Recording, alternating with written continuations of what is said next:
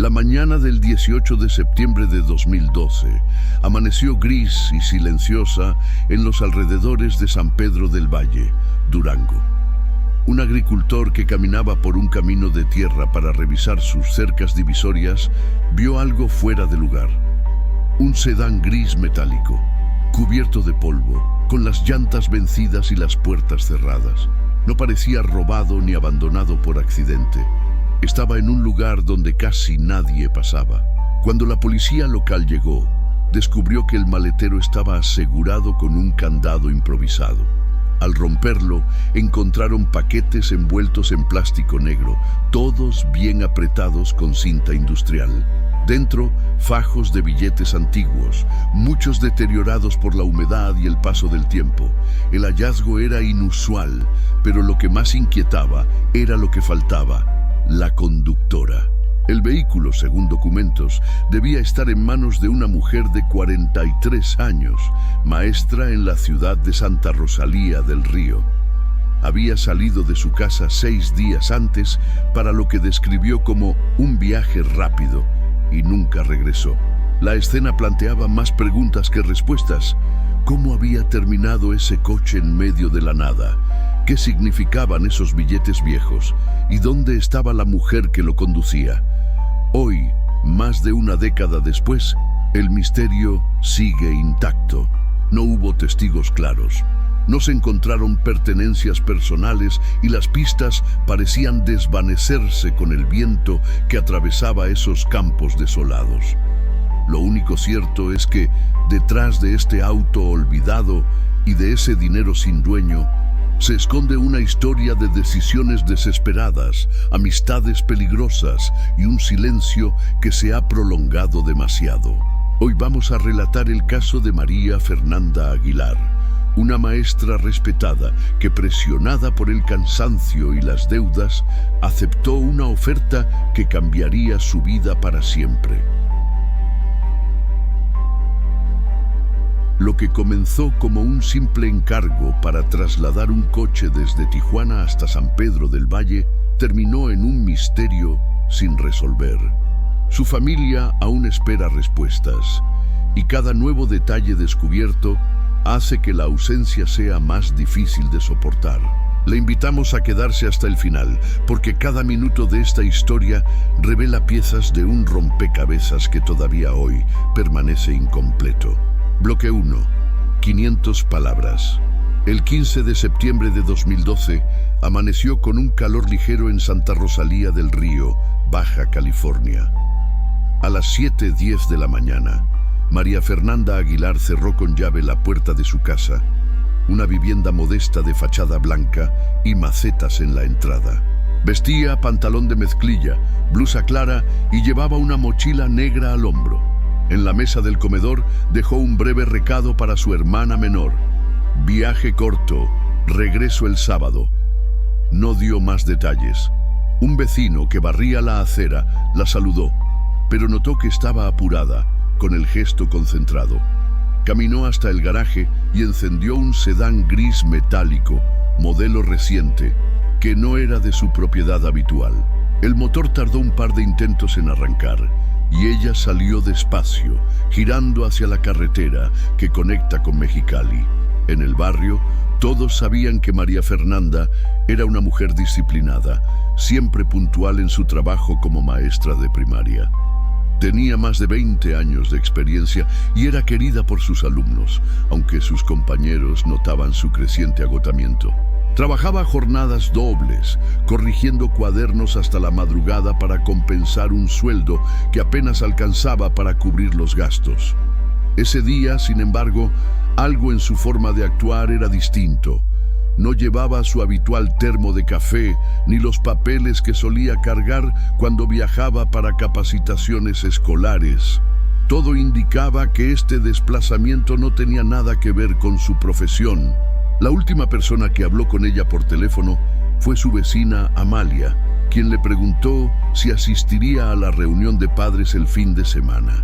No, tengo que hacer algo fuera. Te cuento a la vuelta, respondió María Fernanda con un tono que, según Amalia, sonó contenido, como si evitara dar explicaciones. Al pasar por la tienda de la esquina, compró una botella de agua y un paquete de galletas, pagó en efectivo y se fue. Esa imagen captada por una cámara de seguridad sería la última registrada antes de que se internara en la ruta hacia el este. En la sala de su casa, la televisión quedó apagada y las cortinas corridas. Su hermana, al leer el recado horas después, pensó que era una salida de rutina. No había razón para preocuparse, todavía. Si relatos como este tocan tu corazón, suscríbete, activa la campanita y deja un mensaje de apoyo para esta familia en los comentarios. Lo que sigue a partir de aquí son días de incertidumbre, llamadas sin respuesta y una ausencia que empezó siendo temporal, pero pronto se transformó en algo mucho más inquietante. Las horas siguientes al inicio de aquel viaje transcurrieron sin incidentes conocidos, al menos según lo que las autoridades pudieron reconstruir después. El sedán gris fue visto en 2 ocasiones más ese mismo día. La primera, a media mañana, cruzando un tramo de carretera cerca de Valle del Sol, y la segunda, al anochecer, entrando en una gasolinera de paso en San Miguel de las Lomas. En ambos casos, los testigos recordaron a la conductora como una mujer de cabello castaño recogido, conduciendo sola y con el rostro serio, concentrada en el camino. Para entonces, María Fernanda ya había recorrido más de 300 kilómetros desde Santa Rosalía del Río. Llevaba consigo lo mínimo indispensable: su bolso pequeño con documentos personales, un teléfono celular básico y la mochila negra que se vio cuando salió de casa. No se detuvo más de lo necesario. Pagó la gasolina en efectivo y evitó conversar con el empleado que le ofreció limpiar el parabrisas. La noche la sorprendió en la carretera, con largas rectas rodeadas de desierto. No hubo registro oficial de dónde durmió, ni si paró en algún motel o estacionamiento para descansar. Ese vacío en la cronología sería más adelante una de las primeras grietas que dificultaron seguir su rastro. En paralelo, su hermana mayor, Clara, notó algo extraño. A diferencia de otras ocasiones en las que María Fernanda viajaba, no envió mensajes confirmando su llegada a cada punto de paso. Tampoco contestó a las llamadas que le hizo entrada la noche. Estará conduciendo, pensó al principio, sin imaginar que ese silencio se prolongaría más de lo habitual. A la mañana siguiente, un amigo de la familia que viajaba por negocios en dirección opuesta aseguró haberla visto detenerse brevemente en un pequeño poblado llamado San Isidro de los Campos. No pudo precisar si estaba esperando a alguien o revisando algo en el maletero. Ese testimonio, sin embargo, nunca pudo confirmarse con cámaras o registros locales. Con el paso de los días, la inquietud comenzó a crecer. La ausencia de noticias no encajaba con su carácter responsable. Y mientras la familia trataba de convencerse de que todo estaba bajo control, una sensación incómoda empezó a instalarse, que quizá este viaje rápido escondía algo que ella no había contado del todo. La última señal de su teléfono celular fue captada por una antena en las afueras de San Pedro del Valle, poco antes del mediodía del 17 de septiembre. Después, nada más. Ni llamadas, ni mensajes, ni actividad bancaria. Un corte abrupto, como si su presencia se hubiera diluido de golpe en medio de un territorio inmenso y silencioso. Lo que vendría después marcaría un antes y un después para todos los que la conocieron.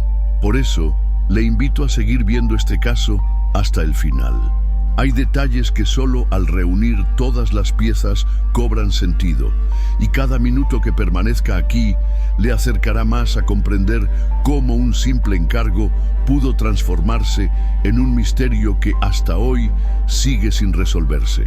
El 18 de septiembre, cuando el sol apenas despuntaba sobre Santa Rosalía del Río, Clara, la hermana mayor de María Fernanda, ya había intentado llamarla más de 10 veces.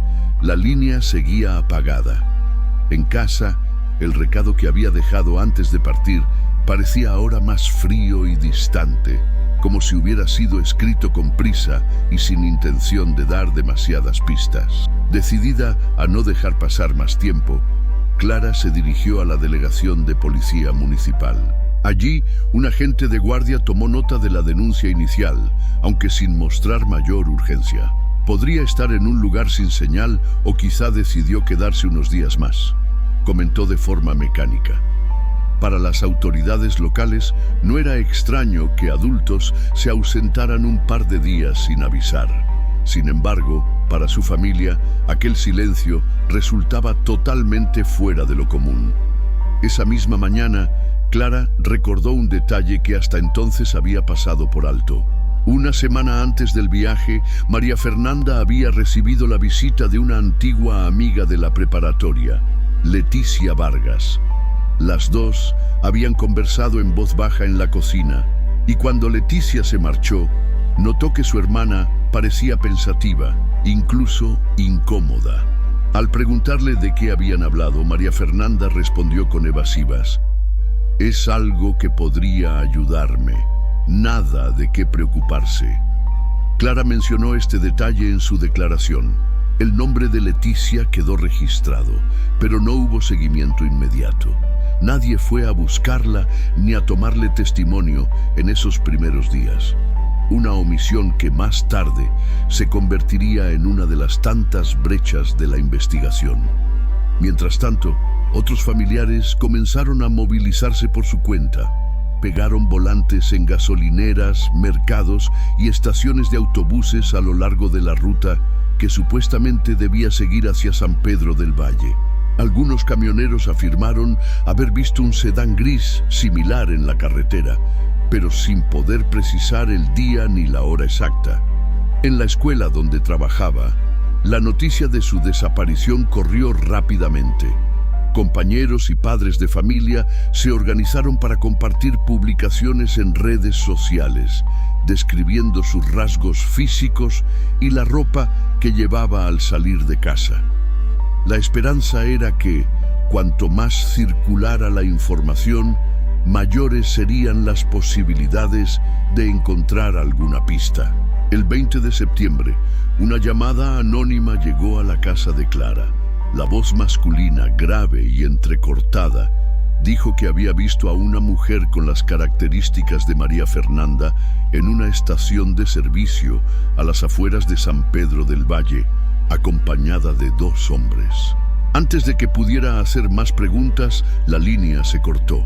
La policía tomó nota del reporte, pero al revisar las cámaras de seguridad del lugar, descubrieron que las grabaciones de esos días habían sido sobrescritas. Ese mismo día, la Fiscalía Estatal decidió abrir un expediente formal, aunque el tiempo perdido en los primeros días ya pesaba en contra.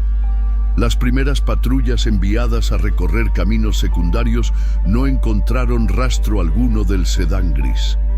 Ninguna cámara de peaje o control vehicular registró su paso, como si hubiera evitado deliberadamente las rutas vigiladas. En ese punto, la investigación ya no se trataba solo de una mujer que no volvió a casa, sino de un itinerario cuidadosamente borrado. Y aunque todavía nadie lo sabía, la próxima pista aparecería de la forma más inesperada, en un rincón donde el tiempo parecía haberse detenido. El 22 de septiembre, 4 días después de que la Fiscalía Estatal iniciara la búsqueda formal, un agricultor llamado Julián Ramírez salió temprano de su rancho en San Pedro del Valle para revisar una cerca dañada por las lluvias recientes. Su recorrido lo llevó por un camino de terracería poco transitado, bordeado por arbustos secos y con apenas espacio para que pasara un vehículo. A unos metros de una curva cerrada, algo metálico llamó su atención entre la polvareda y la maleza. Se acercó y reconoció la parte trasera de un sedán gris, estacionado de forma irregular, como si hubiera sido dejado allí a toda prisa. El polvo cubría por completo la carrocería, y las llantas delanteras estaban hundidas en la tierra blanda. No había huellas recientes a su alrededor. Intrigado y con cierta inquietud, Julián se acercó más. Las puertas estaban cerradas y no había señales de impacto fuerte, pero el parabrisas tenía una grieta que atravesaba casi todo su ancho. Lo que más le llamó la atención fue un candado improvisado en el maletero, asegurado con una cadena. Decidió no tocar nada y caminar hasta la carretera para llamar a la policía local. 2 patrullas llegaron al lugar 1 hora después, seguidas por una camioneta de peritos forenses. Rompieron el candado y levantaron la tapa del maletero. Dentro, encontraron varios paquetes rectangulares envueltos en plástico negro, sujetos con cinta industrial. Al cortar uno de ellos, quedó al descubierto un fajo de billetes antiguos, con la imagen de un personaje histórico impresa en un papel amarillento por los años. El hallazgo generó un silencio tenso entre los agentes. No había documentos, ropa ni pertenencias personales. Solo dinero, mucho dinero, apilado de forma ordenada. El olor a humedad indicaba que llevaba tiempo guardado allí. El número de serie de los billetes, así como su antigüedad, haría difícil rastrear su origen. Una rápida verificación del número de chasis confirmó que se trataba del mismo vehículo en el que había partido María Fernanda Aguilar. Sin embargo, no había rastro de ella. Las huellas dactilares recuperadas del volante y las manijas de las puertas pertenecían a varias personas, pero ninguna coincidía con su registro en bases de datos estatales. Ese mismo día, la Fiscalía aseguró el coche y lo trasladó a un depósito en la capital estatal. Los medios locales se enteraron de la noticia y publicaron notas breves sobre un vehículo abandonado con dinero antiguo, sin mencionar el nombre de la mujer desaparecida. Para la familia, la aparición del coche fue un golpe ambiguo. Era la primera prueba concreta desde su desaparición, pero también confirmaba que había algo mucho más grave detrás de ese viaje que ella nunca explicó por completo. Lo que no sabían era que el interior de ese vehículo aún guardaba secretos que cambiarían por completo el rumbo de la investigación. El 23 de septiembre, el sedán gris fue ingresado en un taller forense de la capital estatal bajo estricta custodia. La orden era clara: inspeccionarlo de forma minuciosa, pieza por pieza. A simple vista, el coche estaba en mal estado por el abandono, pero no mostraba signos evidentes de violencia. Sin embargo, los peritos notaron algo inusual en el maletero, más allá de los paquetes de billetes ya asegurados. El tapizado del piso estaba ligeramente levantado en una esquina, como si alguien lo hubiera manipulado. Al retirarlo, apareció una plancha metálica distinta al resto de la estructura, fijada con soldadura irregular. Era evidente que se trataba de una modificación improvisada, pero realizada con conocimiento mecánico. El equipo decidió no abrirla en el sitio y trasladó el vehículo a un área cerrada para proceder con cuidado.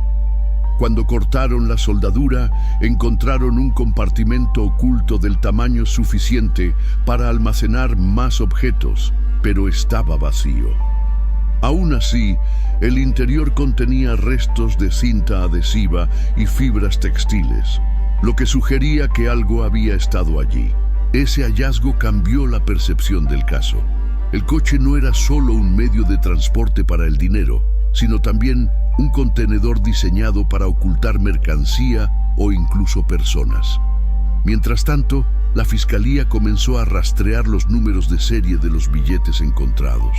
Descubrieron que muchos correspondían a una emisión de mediados de la década de los 90, cuando varios grupos criminales en el norte del país operaban redes de transporte clandestino entre estados. Esto reforzaba la teoría de que el viaje de María Fernanda estaba directamente vinculado a una operación ilegal más grande.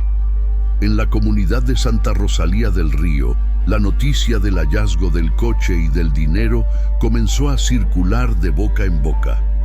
Vecinos y conocidos se acercaban a la familia con especulaciones, algunos insinuando que ella sabía en lo que se metía.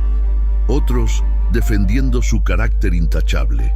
Para Clara, escuchar esos comentarios era doloroso, pero también un recordatorio de que la imagen pública de su hermana estaba empezando a verse afectada. La policía estatal no encontró huellas de violencia directa dentro del vehículo, pero sí detectó que la posición del asiento del conductor estaba más atrás de lo habitual para alguien de la estatura de María Fernanda. Esto llevó a pensar que otra persona lo condujo en algún tramo del viaje. Las autoridades advirtieron a la familia que, aunque la aparición del coche era un avance, también era un punto muerto. No había pruebas de dónde ni cuándo se había separado ella del vehículo. El silencio en torno a esos días cruciales seguía siendo absoluto. Antes de continuar con las siguientes fases de la investigación, si quiere apoyar la labor de difundir casos como este y ayudar a que más historias lleguen a quienes pueden aportar información, considere compartir este video con alguien que crea en la importancia de no olvidar a los desaparecidos. Los días posteriores al hallazgo del vehículo estuvieron marcados por un flujo constante de rumores, llamadas anónimas y versiones contradictorias. La Fiscalía decidió ampliar la investigación, incluyendo entrevistas con personas que habían tenido contacto con María Fernanda en las semanas previas a su desaparición. Fue entonces cuando emergieron testimonios que añadieron nuevas capas de inquietud al caso. Una excompañera de trabajo, identificada como Beatriz Solano, relató que, una semana antes del viaje, María Fernanda le confesó que estaba considerando aceptar un encargo bien pagado, propuesto por una vieja amiga. Según Beatriz, la maestra estaba indecisa, pero lo justificaba como una oportunidad para saldar deudas y respirar un poco. No mencionó detalles del encargo, aunque Beatriz recordó haberle advertido que nada bueno sale de trabajos fáciles con mucho dinero de por medio. Otro testimonio provino de un empleado de una tienda de autopartes en Mexicali, quien afirmó que el 16 de septiembre vio a una mujer con las características de María Fernanda, acompañada por una segunda mujer, ambas revisando la parte trasera de un coche gris. El empleado dijo que la conversación entre ellas fue breve, pero que alcanzó a escuchar la frase «No voy a seguir si no me dicen todo». Esa declaración quedó registrada, aunque la falta de cámaras de seguridad en el lugar impidió corroborarla. En paralelo, los investigadores se acercaron al entorno de Leticia Vargas, la amiga mencionada por la familia. Su domicilio oficial estaba vacío desde hacía meses, y los vecinos aseguraban que no la veían desde antes de las fiestas patrias. Su número de teléfono estaba desconectado y no había registros recientes de movimientos bancarios. El rastro de Leticia se perdía justo en el periodo en que María Fernanda desapareció. La Fiscalía también recibió un informe interno que vinculaba el número de chasis del sedán gris con un decomiso realizado en 2009 en la frontera de Sonora, en el que se incautó mercancía ilegal. Sin embargo, ese vehículo fue liberado meses después bajo circunstancias poco claras, y el expediente original tenía páginas faltantes. La coincidencia alimentó la sospecha de que el coche llevaba años circulando dentro de redes criminales antes de llegar a manos de María Fernanda. Mientras tanto, la familia continuaba con su propia búsqueda. Clara y un grupo de amigos viajaron hasta San Pedro del Valle para recorrer gasolineras, tiendas y moteles, dejando volantes con la foto de la maestra. En un pequeño restaurante de carretera, una mesera aseguró haberla visto comer sola la mañana del 17 de septiembre. Dijo que parecía preocupada y que, antes de irse, preguntó si había otra salida que evitara la carretera principal. Ese detalle coincidía con la ausencia de registros en peajes y rutas vigiladas. Aunque cada testimonio parecía acercar un poco más la reconstrucción de sus últimos movimientos, las piezas no encajaban por completo. Faltaban horas sin explicación, trayectos sin testigos y, sobre todo, una respuesta clara a la pregunta más importante. ¿En qué momento y por qué María Fernanda se separó del coche? Las autoridades reconocían que el caso empezaba a mostrar un patrón inquietante, uno que no se limitaba a una desaparición aislada, sino que parecía rozar estructuras más amplias.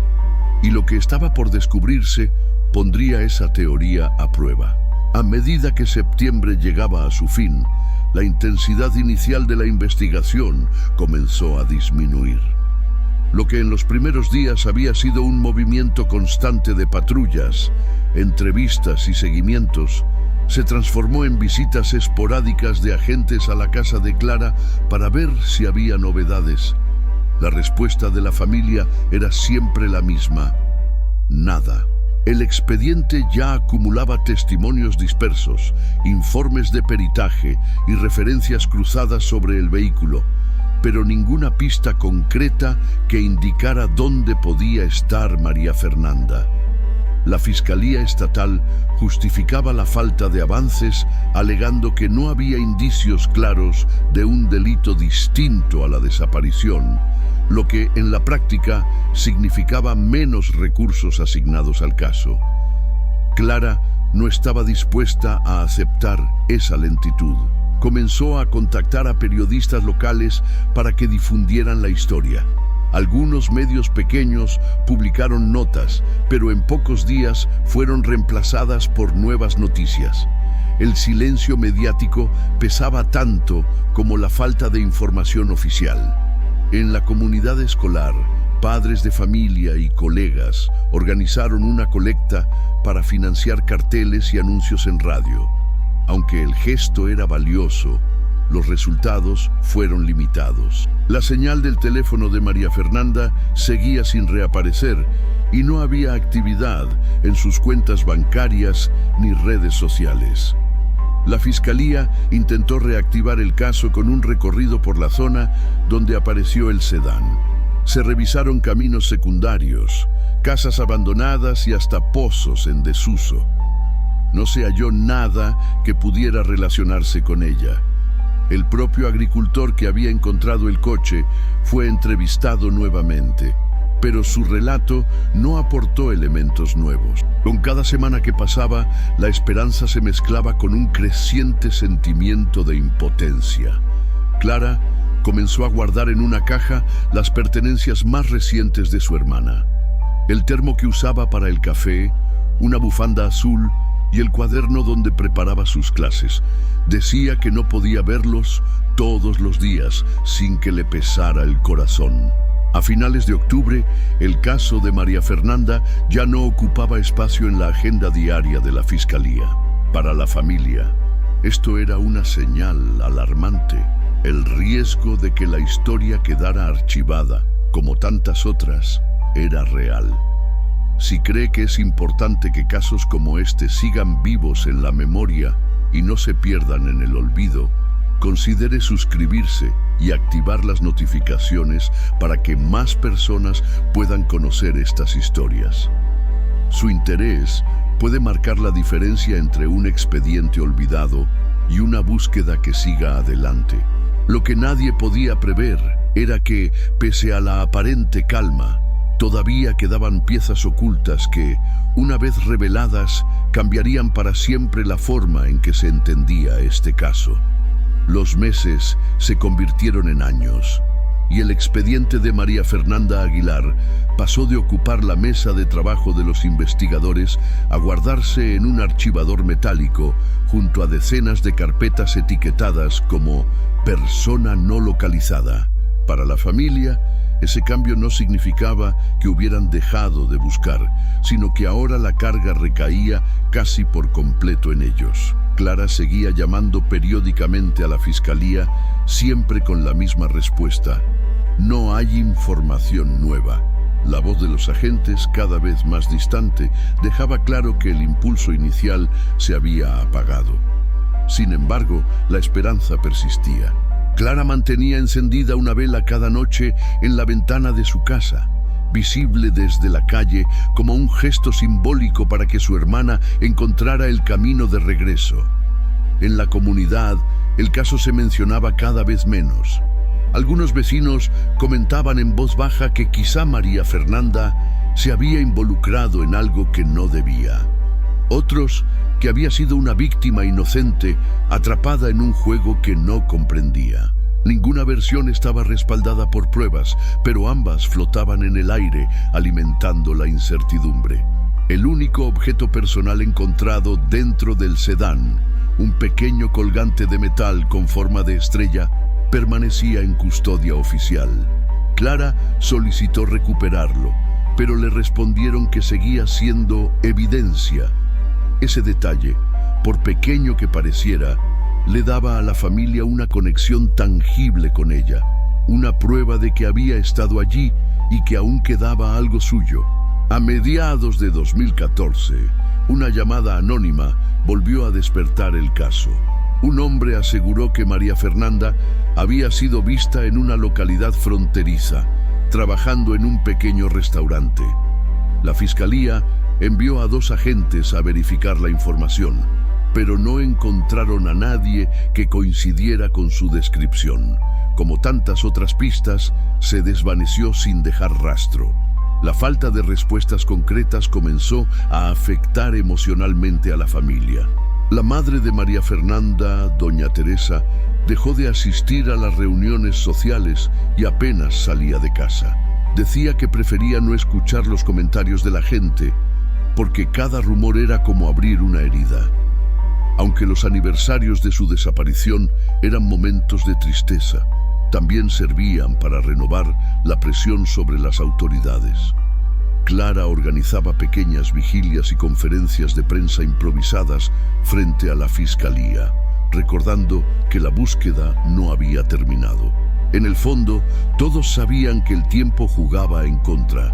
Cuanto más pasaban los años, más difícil sería encontrar pruebas, testigos o pistas frescas. Pero también había una convicción silenciosa, que la ausencia de respuestas no significaba que la historia estuviera cerrada. Lo que estaba por revelarse, gracias a un hallazgo fortuito, devolvería al caso un protagonismo inesperado y pondría nuevamente a María Fernanda en las conversaciones de todo San Pedro del Valle. Fue a finales de 2016 cuando un giro inesperado volvió a poner el nombre de María Fernanda en los titulares de la prensa local. Un mecánico de San Pedro del Valle, que reparaba un viejo camión en un taller improvisado, encontró entre unas cajas oxidadas un sobre manila sellado con cinta adhesiva. Dentro había varias fotografías antiguas, en su mayoría paisajes y calles sin relevancia, pero una de ellas hizo que se detuviera en seco. Mostraba un sedán gris metálico estacionado frente a una tienda de abarrotes, y en el asiento del conductor, claramente visible, una mujer que coincidía con la descripción de María Fernanda. La fecha impresa en la parte trasera de la foto era el 17 de septiembre de 2012, un día antes del hallazgo del coche. El taller donde apareció el sobre había pertenecido años atrás a un hombre relacionado con casos de transporte ilícito, lo que hizo que la fiscalía retomara la investigación. Peritos forenses analizaron la imagen y confirmaron que no había indicios de manipulación digital. Sin embargo, no pudieron determinar dónde ni por qué se tomó. El local que aparecía de fondo ya no existía y en su lugar había un terreno baldío.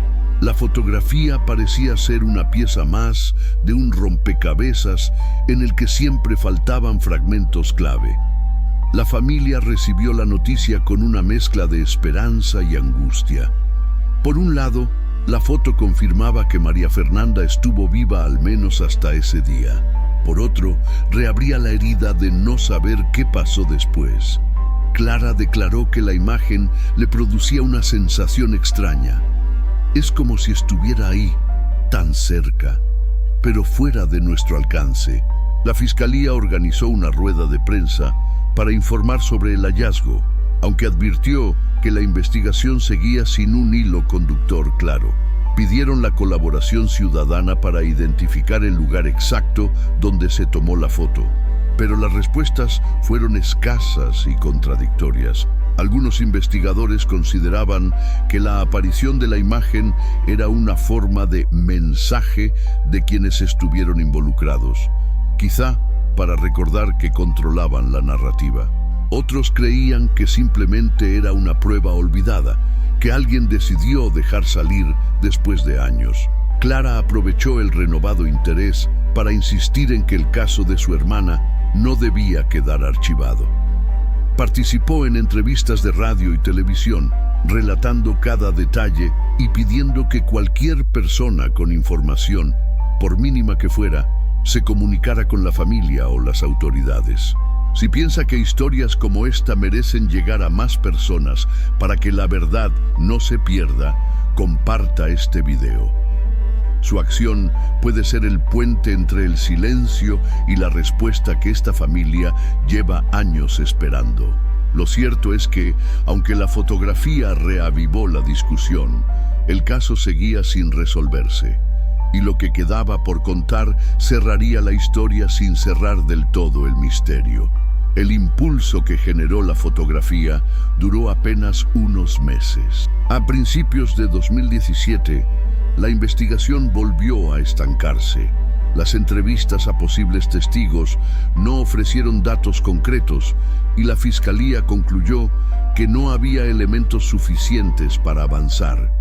Sin embargo, para Clara y su madre, aquel pedazo de papel seguía siendo la última prueba física de que María Fernanda estuvo ahí, viva, más allá de las suposiciones. El 14 de septiembre de ese año, al cumplirse 5 años de su desaparición, la familia organizó una pequeña vigilia frente a la escuela primaria donde había trabajado más de 2 décadas. Encendieron velas, colocaron flores y colgaron una manta con su fotografía y la frase «Faltas tú, nos faltas todos los días». Exalumnos, colegas y vecinos se acercaron para abrazar a la madre y compartir recuerdos. Algunos recordaban su paciencia en las clases, otros su costumbre de quedarse después del horario para ayudar a quien lo necesitara. Doña Teresa, visiblemente debilitada por la edad y el peso de la espera, tomó la palabra para decir que no buscaba culpables, sino respuestas. Solo quiero saber qué le pasó, dónde está, si tuvo miedo. No hay peor castigo que vivir sin saber. Sus palabras quedaron grabadas en la memoria de todos los presentes y para quienes cubrían el acto, fueron un recordatorio del dolor silencioso que cargan las familias de los desaparecidos. En 2018, el caso fue oficialmente catalogado como activo sin avances, lo que en términos prácticos significaba que no se asignarían nuevos recursos, pero que cualquier pista futura podría reabrir las pesquisas. La familia recibió esta decisión como un golpe más, aunque Clara insistió en que mientras hubiera vida, seguirían buscando. La última acción formal relacionada con el expediente se registró en 2019, cuando un abogado de oficio presentó una solicitud para recuperar el colgante de estrella hallado en el vehículo. Fue denegada nuevamente bajo el argumento de que seguía siendo evidencia. Para Clara, este gesto burocrático resumía la indiferencia institucional que habían enfrentado desde el primer día. Hoy, más de una década después, el caso de María Fernanda Aguilar sigue sin resolverse. No hubo detenidos, no se identificó el origen del dinero hallado en el coche, ni se comprobó oficialmente la participación de su amiga Leticia Vargas. El vehículo fue finalmente destruido y el dinero permanece bajo custodia judicial sin que nadie lo reclame. En Santa Rosalía del Río, su ausencia aún se siente. El aula donde daba clases fue asignada a otra maestra, pero en una esquina, junto a la pizarra, permanece una fotografía suya enmarcada, colocada por los padres de familia como homenaje. Quienes la conocieron evitan hablar del tema por miedo o resignación, pero en las conversaciones privadas, siempre surge la misma frase: ella no se fue, se la llevaron. Clara mantiene en su sala un pequeño altar con la vela que enciende cada noche, el colgante en una fotografía ampliada y el recado que María Fernanda dejó antes de partir. Dice que lo mira todos los días, no para aferrarse al dolor, sino para recordar que detrás de las estadísticas hay personas con historias, familias y un lugar que esperan ser completados. Para los investigadores, este expediente es uno más en una larga lista de casos sin resolver en el país. Para su familia, es una herida abierta que no cicatriza. Y para quienes escuchan su historia, es un recordatorio de que las decisiones que parecen pequeñas pueden marcar un destino irreversible. Porque, al final, lo que desaparece no es solo una persona. Desaparecen también las certezas, las rutinas y el futuro que esa persona representaba. Y aunque el tiempo pase, la pregunta que queda flotando es la misma que el primer día. ¿Dónde está María Fernanda Aguilar?